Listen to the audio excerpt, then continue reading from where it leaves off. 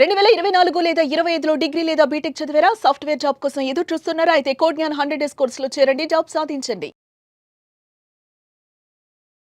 Hello and welcome to Suman TV. చాలా ముఖ్యమైన విషయం ఇది. ఎందుకంటే మీరు గూగుల్లో వెతికిన దొరకని సొల్యూషన్ నేను తీసుకొచ్చాను మనందరి కోసము. ఎందుకంటే పెట్టుబడి పెట్టే విషయానికి వస్తే మీరు 50,000 పెట్టండి, 10,000 పెట్టండి అంటే అందరికీ అది వీలయ్యే పని కాదు. కానీ ఒక చిన్న పెట్టుబడితో అదే పెద్ద రాబడి ఎలా తెప్పించుకోవాలి? ఎందుకంటే నేను గూగుల్లో కూడా సెర్చ్ చేసి చూశాను, దీనికి సొల్యూషన్ లేదు. 3,180 రూపాయలు ప్రతి నెల మనం పెడితే మనకు రాబడి 10 కోట్ల రూపాయలు కావాలి. అలాంటిది ఒక స్ట్రాటజీ నేను తీసుకొచ్చా. అది ఎలా మనము చేయాలి, దానికి మనము ఎంతవరకు మనం మ్యాక్సిమం స్ట్రెచ్ అవ్వచ్చు, అండ్ ఎంత వస్తే అలాంటి కైండ్ ఆఫ్ రిటర్న్స్ వస్తుంది, అండ్ మనకు ఎంత శాతం వస్తే అలాంటి రిటర్న్ వస్తుంది. అంటే మీరు సంపాదించే ఆ రిటర్న్స్ కాస్త కొంచెం అంత పెరిగితే మనకు ఆ రిటర్న్స్ అనేది చాలా తక్కువ సమయంలో 10 కోట్ల రూపాయలు మన బ్యాంక్ అకౌంట్లో ఉంటాయి. చూద్దాం రండి. సో నేను గూగుల్కి ఏం చేశానంటే ఒక ప్రశ్న అడిగా, మ్యూచువల్ ఫండ్ రిటర్న్స్ 10 crore అంటే 10 కోట్లు రిటర్న్ ఇచ్చింది, ఎన్ని సంవత్సరాల్లో ఇచ్చింది, ఏదైనా మ్యూచువల్ ఫండ్ ఉందా అని చెప్పి అడిగా. సో ఇక్కడ ఏం చేసిందంటే achieving a 10 crore corpus from mutual funds is possible through consistent long term investment via systematic investment plan. Good, very good, ఇక్కడ దాకా అంత బాగుంది. కానీ మీరు నెలకి 10,000 రూపాయలు పెట్టుబడి పెట్టాలి, పైగా దాంతోపాటు ప్రతి సంవత్సరం 5% మీరు పెంచుకుంటూ వెళ్ళాలి అని చెప్పేసి అది మాత్రం మొత్తం ప్రపంచంలోనే వెతికి మరి తీసుకొచ్చిన బెస్ట్ ప్లాన్ ఇది అనమాట. అంటే దీనికంటే ఇంకో బెస్ట్ దానికి తెలీదు ఆర్ లేదు అని దాని అర్థం. నా ఇక్కడ మనం చూసుకుంటే assuming an annual return of 12% అంటే ఎలా ఉంటుందంటే రిటర్న్స్ అంటే బేసిక్గా ఇది ఒక basic minimum kind of returns అనమాట.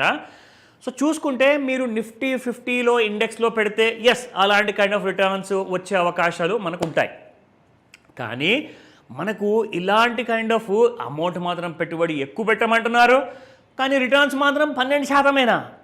అది కొంచెము మనకు ఏమవుతుందంటే దానివల్ల మనకు సమయం అనేది పెరిగిపోతుంది, నంబర్ ఆఫ్ ఇయర్స్ అనేది పెరిగిపోతుంది. అది ఎన్ని సంవత్సరాలు ఇక్కడ చూద్దాం మనం.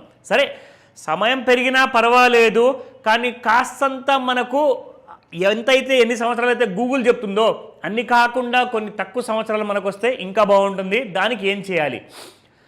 సో 10 crore మీకు కావాలి అనుకుంటే ఒక 40 సంవత్సరాలు మీరు వెయిట్ చేయాలి. పెట్టుబడి పెట్టుకుంటూ ప్రతి సంవత్సరము ప్రతి నెల మీరు 40 సంవత్సరాల వరకు ఆగితే అప్పుడు మీరు పెట్టిన 10,000 రూపాయలకి ప్లస్ 5% మీరు ప్రతి సంవత్సరం పెంచుకుంటూ వెళ్ళిన దానికి అప్పుడు మీకు 10 కోట్లు వస్తాయని చెప్పేసి ఇక్కడ ఇచ్చిందండి.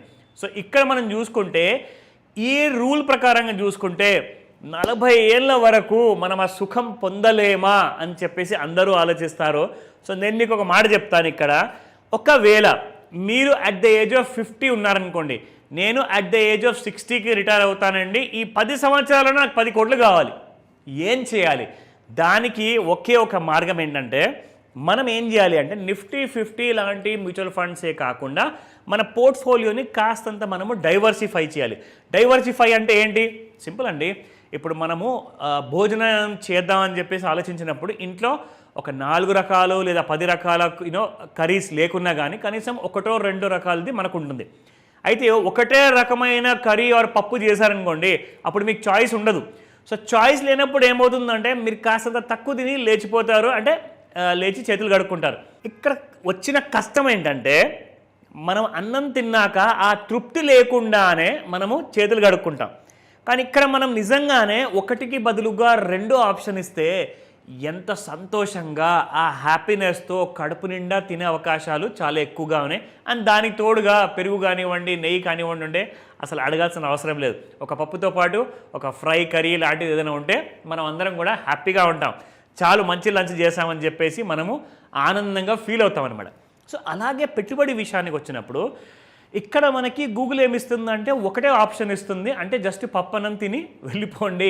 కానీ నేనేమంటానంటే 1-2 ఆప్షన్స్ మనం ఒకవేళ మనకు అందరికీ స్తోమత ఉంటుందండి, ఒక చిన్న ఫ్రై లాంటిది, ఒక పప్పు లాంటిది, ఒక రైస్తో పాటు తినడానికి అందరూ వండుకుని తింటారు.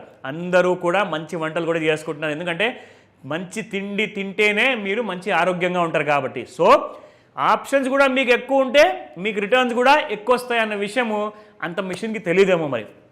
సో నేనే చెప్తానంటే మీరు పెట్టే పెట్టుబడి కాస్త ముఖ్యంగా మీరు చూసుకోవాల్సింది ఏంటంటే నిఫ్టీ 50 ఒకటే కాకుండా మీరు ఒకవేళ ఇప్పుడు నేను చెప్పినట్టుగా 3,180 రూపాయలే మనం పెట్టుబడిగా పెడితే దానికి 5% 10% పెంచుకుంటూ పోవాల్సిన అవసరం లేదు. అలాగే మీరు 10 సంవత్సరాల్లోనే ఒకవేళ కావాలనుకుంటే దానికి 3 లక్షల 4 లక్షల మనం పెట్టుబడి పెట్టే అలాంటి అవకాశం ఉన్నా కానీ మనం పెట్టుకుంటాము. ఎందుకంటే 10 కోట్ల విషయం కదా. సో 10 కోట్ల విషయానికి వచ్చినప్పుడు మీరేం చేయాలి అంటే నిఫ్టీ 50 ఒక్క ఇండెక్స్ ఫండే కాకుండా నిఫ్టీ మిడ్ క్యాప్ అండ్ దాంట్లోనే మీకు నిఫ్టీ స్మాల్ క్యాప్ ఉంది. కాస్తంత మీకు రిస్క్ అనేది మాత్రం ఉంటుంది, ఎందుకంటే మనకు తక్కువ సమయంలో ఎక్కువ డబ్బులు కావాలి కాబట్టి మీరు భయపడాల్సిన అవసరం లేదు. ఎందుకంటే మీరు ట్రైన్లో వెళ్తున్నప్పుడు డ్రైవర్ ఎలా నడిపిస్తున్నాడో ఆలోచించాల్సిన అవసరం మీకు లేదు. మీరు బస్సులో వెళ్తున్నప్పుడు డ్రైవర్ ఎలా నడిపిస్తాడో ఆ బస్సు అని చెప్పి ఆలోచించాల్సిన అవసరం మీకు లేనే లేదు. మీరు క్యాబ్లో వెళ్ళినా అవసరం లేదు. సో అలాగే మీకు ప్రతిసారి ఒక మంచి మ్యూచువల్ ఫండ్ ఒక ఫండ్ మేనేజర్ని చూసి మనం ఎన్నుకోవాలి. అంటే అతను ఆ డ్రైవర్ మంచోడా, క్లాసిక్ డ్రైవరా, ఎక్స్పీరియన్స్డా, ఆయన దగ్గర బాగా పేషెన్స్ ఉందా, హ్యాపీగా ఒక లిమిటెడ్ స్పీడ్లో వెళ్తాడా అన్న మనం అక్కడ ఆలోచించిన విషయాన్ని ఇక్కడ ఫండ్ మేనేజర్ విషయంలో కూడా మనం ఆలోచించాలి. ఎందుకంటే mid cap and small cap అన్న రిస్క్ని మీకు తగ్గించేసి మీకు ప్రాఫిట్ పెంచే మొత్తం పవర్ అంతా ఒక ఫండ్ మేనేజర్ చేతిలో ఉంటుంది. పైగా అదొక్కటే కాకుండా ఆ ఫండ్ మేనేజర్ ఎలాంటి కంపెనీస్లో పెట్టుబడి పెడుతున్నాడు, ఆ కంపెనీ లిస్ట్ ఏంటి, మనం దానికోసం నేర్చుకోవాలంటే అదంతా నా మీద వదిలేండి, అది నేను చూసుకుంటా. ఒకవేళ మీకు ఇంట్రెస్ట్ ఉంటే మీరు మాస్టర్ క్లాస్లో వచ్చి కూడా నేర్చుకోవచ్చు. బట్ ఎందుకంటే మీరు ఒకరోజు క్లాస్లో వచ్చి నేర్చుకున్న తర్వాత సగం మర్చిపోవచ్చు, సగం గుర్తుపెట్టుకోవచ్చు. కానీ ఎందుకంటే ఒక ఫైనాన్స్ కోచ్, ఒక ఫైనాన్షియల్ అడ్వైజర్ హెల్ప్ తీసుకుంటే ఇప్పుడు మీరు డాక్టర్ దగ్గరకు వెళ్ళాల్సిన అవసరం ఉన్నప్పుడు మీరు డాక్టర్ చదవాల్సిన అవసరం లేదు. వెళ్ళండి, ఆయనకు ఆ ఉన్న బాధలు చెప్పుకోండి, ఉన్న ప్రాబ్లం చెప్పుకోండి, మందులు రాసిస్తారు, నయమైపోతుంది. సో ఇది కూడా అంతేనండి. మనకు కావాల్సింది ఏంటంటే 10 కోట్లు. సో 10 కోట్ల కోసము నేను ఎంత పెట్టుబడి పెట్టాలి, ఎక్కడ పెట్టాలి నాకు చెప్పండి, నేను చేసేస్తాను. మిగతాది మీరు మీ జాబ్, మీ వ్యాపారాలన్నీ చూసుకుంటూ మీ హ్యాపీగా ఉండొచ్చు. సో చెప్పడానికి అర్థం ఏంటంటే తక్కువ ఇన్వెస్ట్మెంట్తో ఎక్కువ రాబడి రావాలి అంటే కొంచెం ఉపయోగించాలి. కావాల్సింది ఏంటంటే ఒక ఎడ్యుకేషనల్ ఒక లాంటి కైండ్ ఆఫ్ అ క్లాస్. దానికోసం లేదంటే అంత టైం లేదు సార్, నాకు మీరు గైడ్ చేయండి అంటే తప్పకుండా మీకు గైడ్ చేస్తాను. కాల్ చేయండి ఈరోజే.